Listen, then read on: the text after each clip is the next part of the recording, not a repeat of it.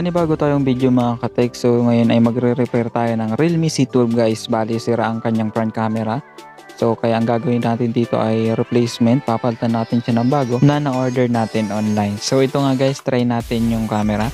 So kung makikita nyo guys, wala tayong makita. So blurred siya guys. So itong cellphone na to is Realme C12. So ang camera guys is nabili natin online sa Shopee sa halagang 235. So ito guys yung cellphone. So ang hindi ko na ipapakita guys yung pagbukas natin ng cellphone. So para hindi humaba yung ating video. At yun nga, nabuksan na natin yung cellphone. So bali natanggal ko na rin yung camera guys. Ito yung camera. So yan siya guys. Oh. So bali yung rubber guys is tatanggalin natin. At ililipat natin doon sa bago na nabili natin sa Shopee. So ito siya guys yung camera. Bali shield siya guys. Naka-box siya. Ayan.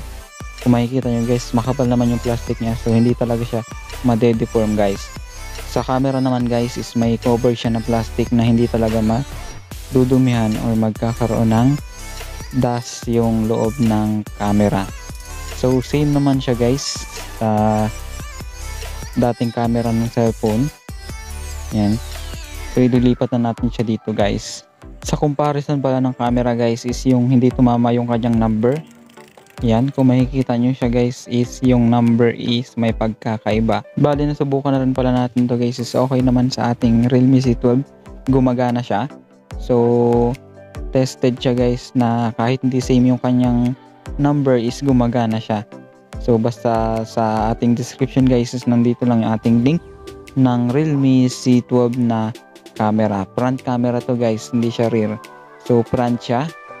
So sa halagang 235 guys is makakabili ka na ng camera replacement ng iyong cellphone. So tatry na natin to guys. At kung bago ka pa lang sa YouTube channel ko, huwag mo kalimutan mag-subscribe at i-click ang bell icon para lagi kang ma-notify sa kada upload ng video. So sa mga gustong umorder nito guys, nasa ating description lang yung link ng ating camera. At ito nga guys, kung makikita nyo, mas okay siya compare dun sa kanina na wala ka talagang makita. Sobrang blurred siya guys. So bali malinaw naman tong camera nito guys sa daytime guys. Sa gabi talaga guys is medyo malabo lang siya. Sa quality guys is okay na okay sa kanyang presyo. So sapat lang yung price niya guys para sa quality ng ating camera guys. So parang original din guys.